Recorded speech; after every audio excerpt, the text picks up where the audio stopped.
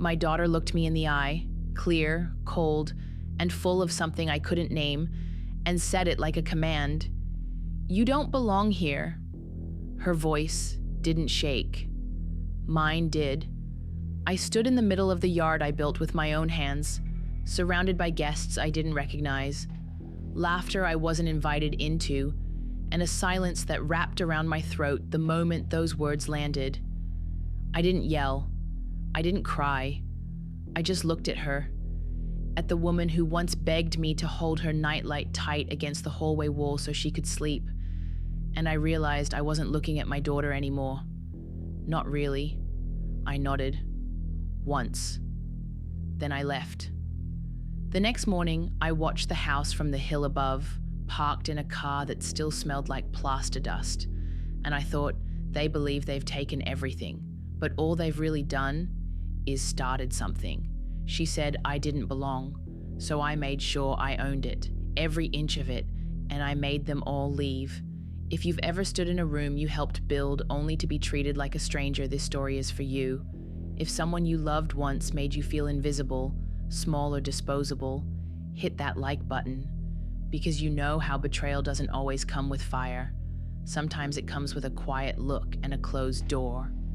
Subscribe if you believe dignity doesn't expire with age, and that silence isn't weakness, it's strategy. Because here, we don't chase revenge for noise or pride.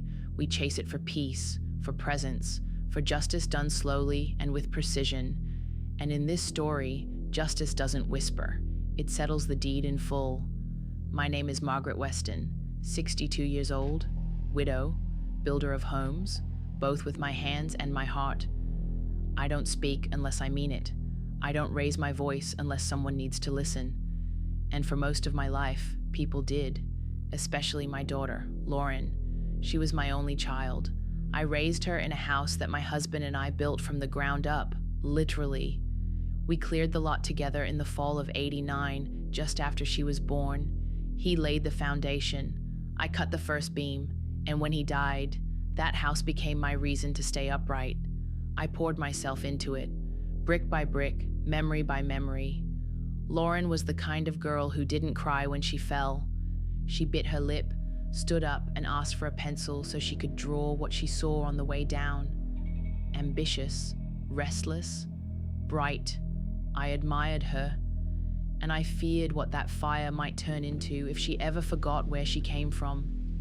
She grew up, of course, got married to a man named Dean Westwood, a polished, well-dressed real estate developer who knew exactly how to charm a room and calculate its square footage at the same time. He smiled when he shook my hand, but his eyes scanned everything like he was already dividing it into lots. After my husband passed, they insisted I move into the guest house. They called it generous, said it would be easier, less lonely. At the time, I thought they meant well. I wanted to believe they were pulling me closer. What I didn't see was that they were building fences around me instead. The changes came slowly. At first, it was the thermostat. Dean installed a smart system that he could control from his phone. Just keeping things modern, he said.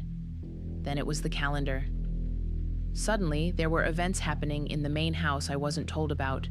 Dinners, work parties. Once I showed up with a pie and saw my kitchen full of strangers who paused mid-toast when they saw me in the doorway. Lauren smiled, thin and practiced. "Mom, we didn't think you'd want to be bothered." I swallowed that hurt, said nothing. Dean was more direct. He once told me the property value had doubled and that we should start thinking about liquidity. I told him I wasn't selling anything. His smile didn't falter, but his eyes hardened just slightly, like concrete setting. After that, I noticed the little things more clearly. My tools went missing. My wind chimes disappeared. A framed photo of my husband was replaced with abstract art I'd never seen. One afternoon, I heard them talking through the vent in the hallway. "She's still listed as the sole owner," Dean said. "We can't move anything without her signature." Lauren sighed. "She's old, she'll come around, or we'll find another way." I remember sitting down after that. I didn't cry. I didn't move. I just listened to my own breath and wondered when exactly I had become an obstacle to my own child. Still, I stayed, out of hope, or maybe foolishness. I thought if I kept showing up, they'd remember who I was to them. But the erasure continued. They replaced the kitchen backsplash without asking, painted over the doorway where Lauren's growth marks used to be. Dean gave a tour to a group of investors, pointing to what could be remodeled for higher yield. I watched him gesture to my bedroom window. The worst part wasn't the exclusion, it was the revision. They were rewriting the house my history, as if I was a footnote they intended to edit out. And Lauren? She let it happen. She enabled it. Once I asked her why she didn't defend me. She looked at me with pity and said, "Mom, you're still holding on to things that don't matter anymore." That sentence lodged itself deep. Not just the words, but the ease with which she said them. The only space that stayed untouched was the garden. It was where I buried Emily's letters, my husband's final notes to me, wrapped in oilskin and tucked under the roots of the willow tree. They never touched that tree, maybe out of respect, maybe because they didn't know what it meant. Either way, it was the last place that still felt like mine. And then came the party, the final moment, the one where everything changed.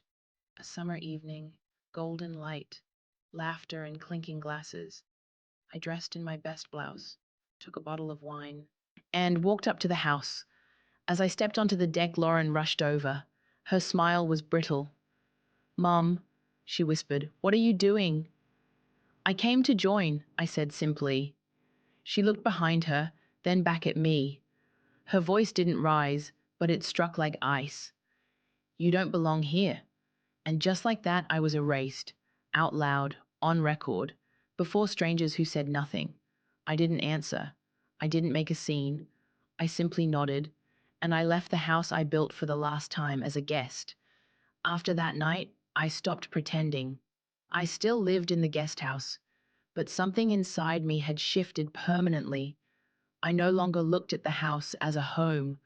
I saw it for what it had become, a contested space, and I started paying closer attention to the power they thought they held. Dean didn't waste time. Days after the party, he installed new exterior lights and surveillance cameras without telling me. "For security," he said, as if I were a threat to my own walls. Then came the new locks. The main house now had a smart entry system. My old key, the one I'd carried since the first brick was laid, no longer worked. Lauren called it progress. I called it exclusion. She stopped coming by the guest house entirely. Communication became cold, transactional. She texted instead of calling, left passive-aggressive notes about water usage and maintenance. Dean spoke to me like a landlord dealing with a difficult tenant. Every interaction was a reminder. I was no longer welcome unless I played by their rules. One Saturday, I tried to tend the flower beds near the front porch beds I had planted with my husband 30 years ago. Dean came outside, phone in hand, and said, "You should stick to the garden in the back. This area's being redesigned." I remember my hands in the soil, the smell of mint and thyme crushed beneath my fingers. I looked up at him and asked, "Redesigned by who?" He smiled without warmth. "People who understand long-term value." That night, I stayed up late, sat on the back steps of the guest house and listened to the hum of the porch light. I thought about how power can shift quietly, almost invisibly, not with confrontation, but erosion, and how sometimes the most painful thing isn't what people say to you, it's what they stop saying, what they no longer ask. I started to feel like a trespasser in my own life. Then came the final humiliation. Lauren and Dean hosted a formal dinner for Dean's investors. The house was lit beautifully, full of laughter and music. I hadn't been invited, not even told. But I saw the cars lining the drive, the valet they hired to manage parking. Something inside me, something proud, refused to let me shrink. I dressed carefully, pressed my blouse, brushed my hair. I brought a bottle of wine from the cellar I had stocked decades ago, and I walked up the path I once cleared with my husband. As I stepped onto the deck, conversation paused. A few people looked confused. Others looked amused. Dean turned, stiffened, then covered it with a polite smile. But Lauren, she looked mortified. Her eyes scanned the room before landing on me like I was a stain. She walked over quickly, voice tight and low. "Mom, what are you doing?" "I came to celebrate," I said. "I built this house, remember?" Her mouth pinched. She glanced at Dean, then leaned in, and with a voice low enough to be private but sharp enough to wound, she said, "You don't belong here." There was no anger, just certainty. I looked at her face, the one I once memorized as it slept in my arms. I nodded, slowly, and I left. This time, for real. I didn't cry. I didn't speak. I sat alone in the guest house, staring at my hands, hands that had raised walls, planted trees, held my husband's body as he died. And I felt a kind of grief I had no words for. It wasn't about Lauren's cruelty. It was about the erasure, the total dismissal of everything I'd given. That night, I walked into the garden and sat under the willow. My fingers traced the base of the tree where Emily's letters were buried. I whispered her name and let the silence hold me. And somewhere in that silence, the clarity came. They wanted to write me out of the story, but I still held the pen. They thought time made me weak, but time had made me precise. They wanted me to leave quietly, so I decided I would. But not until I made sure they'd never call this house theirs again.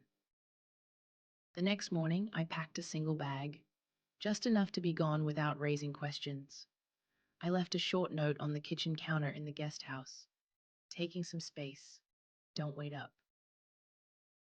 Then I walked out of the home I had once built with my hands and into a new, deliberate silence. I rented a quiet apartment on the far edge of town. Sparse, clean, anonymous. I didn't tell Lauren where I was. I didn't need to. She didn't ask. It had been years since I'd needed legal advice, but I still had Daniel Moore's number, my husband's oldest friend, a former probate lawyer with a sharp memory and sharper instincts. He answered on the second ring.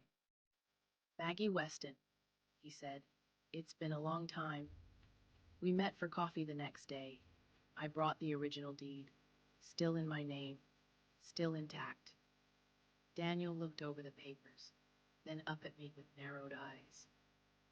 "Why are you asking about ownership now?" I didn't answer right away. I just stared at my tea until the words found their shape. "Because someone I love forgot what that house means. Someone she married thinks he can erase me." Daniel nodded once.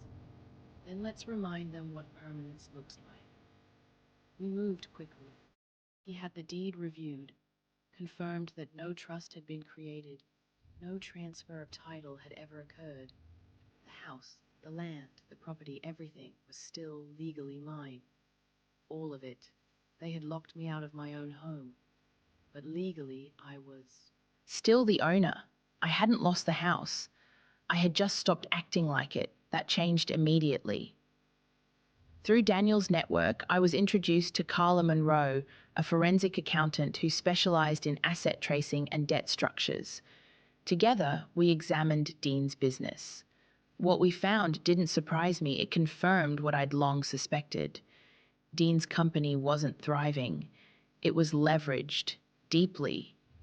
The house was listed in several internal proposals as a collateral point for future development deals. He had already started selling the dream of expansion, assuming I'd roll over or disappear. He had made promises using something that was never his to begin with. We formed a plan. I authorized Daniel to begin ownership enforcement procedures.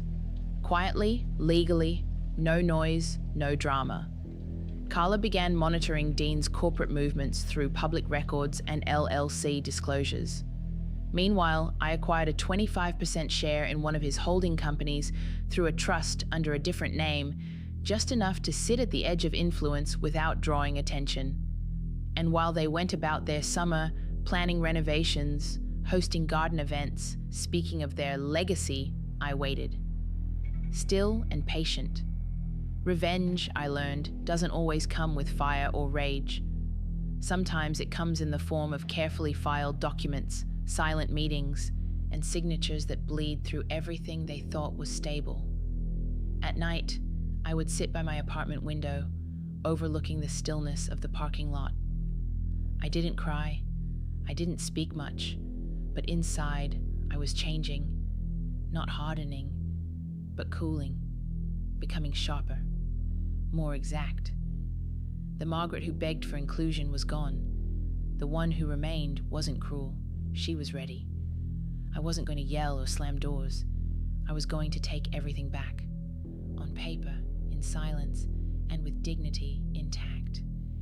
It began with a letter, hand-delivered, certified, addressed to Margaret Weston and Dean Westwood. Inside, a formal notice of property audit and ownership verification. The language was polite, clinical, deliberately so. Nothing in it revealed intention, but it was enough to rattle them. Dean called me 3 times that day. I let it go to voicemail. A week later, he received a second notice, this one from the county assessor's office, prompted by Daniel's filings. They were requesting full documentation of occupancy and property improvements, a standard procedure. But for Dean, it felt like someone shaking the foundation he'd already claimed as his. 2 more weeks, and a temporary hold was placed on Dean's company line of credit. Carla had flagged internal inconsistencies. One of the investors requested verification of property equity, specifically the house. Dean's voice cracked when he left the next message. "Maggie, we need to talk. I think there's been some confusion." But I was done being confused. I returned to the property exactly 6 weeks after I'd left. Early morning. The sky low with fog. I wore gray, neutral. I wasn't there to make a scene. I was there to be seen. A black town car followed behind me. Inside it, a process server, Daniel, and a notary. We walked up to the front steps together, slow and quiet, like a funeral procession. Lauren opened the door in a robe, half asleep. Her eyes flicked from me to Daniel to the sealed envelope in his hand. She didn't speak. "By order of verified deed and exclusive ownership rights," Daniel said calmly, "you are hereby served with formal notice to vacate the premises within 30 days. Dean rushed down the stairs barefoot, shouting something about harassment and legality. But he stopped mid-sentence when he saw the papers. Notarized, registered, irrefutable. I didn't raise my voice. I simply looked at him and said, "You built plans on stolen ground." He stared at me like he didn't recognize me. Maybe he didn't. I had been too quiet, too passive for too long. Now I stood with every paper in place, every step accounted for, and I wasn't done. Later that day, their investor meeting was disrupted, accidentally of course, by a lien notice issued to Dean's company, stemming from misrepresented property claims. I had timed it perfectly. The trust I used to acquire his company's shares had filed a formal concern, triggering a freeze on capital usage. He couldn't touch the house, couldn't fund the renovations, couldn't cover the bluff he'd sold as vision. Lauren left a message that evening. Her voice was quieter, tired. "I don't understand. Why are you doing this?" I sat in my car, watching the lights from the main house flicker through the trees, and I whispered to no one, "Because you told me I didn't belong." Over the next few weeks, I watched them unravel. Dean tried to rally the investors, but they had already seen enough. Lauren began packing slowly, first a few boxes, then whole rooms. And through it all, I said nothing. I waited. On the 31st day, a moving truck pulled up. Police were present, not as force, but as confirmation. Dean shouted at the officers, accused me of cruelty, of manipulation, but I wasn't there for drama. I was there to reclaim. I walked past them as they stood on the lawn, him red-faced, her silent. I didn't look back. I stepped through the door, into the house that still smelled faintly of lemon oil and thyme, and I exhaled. This wasn't victory, it was restoration. In the end, it was quieter than I expected. No final confrontation, no begging, no apology. Just the sound of drawers being emptied, doors closing for the last time, and an engine starting in the driveway. Dean tried to spin the narrative, claimed I manipulated the legal system, that I used technicalities to sabotage his career. But the truth was in the filings, in the dates, in the signatures they never bothered to read. His investors abandoned him one by one. The foundation of his business, already cracked, split down the center. Within months, the company folded.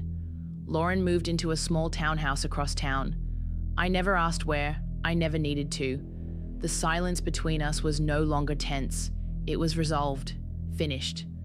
I kept the house, but not for myself. I restored the front porch, replaced the kitchen cabinets, and repainted every wall. Then I donated it to a local shelter for women and children rebuilding their lives. The guest house remained empty. I left it untouched.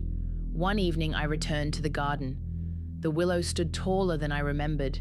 I knelt by its roots, placed a new letter beside Emily's, and whispered, "It's done." There was no triumph in that moment, only stillness. I wasn't seeking revenge. I was seeking release from being erased, from being made small, from being expected to disappear quietly. Now I stood exactly where I belonged, and this time, no one could deny it. Looking back, I've come to understand something I didn't before. Belonging isn't about invitation, it's about presence. Quiet, steady, rooted presence. And the people who try to push you out are often the ones most afraid of your permanence. Lauren wasn't cruel by nature, but she let someone reshape her. She let ambition silence memory, and in that silence she forgot who built the life she stood on. I didn't fight her to punish her. I acted to remind both of us where strength really lives. What I reclaimed wasn't just property, it was identity, legacy. My own voice, once buried beneath politeness and grief, returned to me, clear and whole. The house is no longer mine in name, but what I protected, that lives on. In the walls, in the garden, in the letter under the willow tree. She said I didn't belong, but I never needed her permission. I've always belonged because I remember what they chose to forget. And I never let go of the ground I built with love. Have you ever been cast aside by someone who forgot your worth? Someone who treated your presence like a burden instead of a gift? Tell me your story in the comments. I want to hear from those who held their ground, who didn't shout but endured, who didn't seek revenge out of anger, but out of self-respect. And if this story resonated with something deep in you, tap that like button. Subscribe for more stories where justice isn't explosive, it's exact, measured, deserved. Because here, we don't just remember what was taken, we remember who we are. And when someone says you don't belong, we remind them we never left.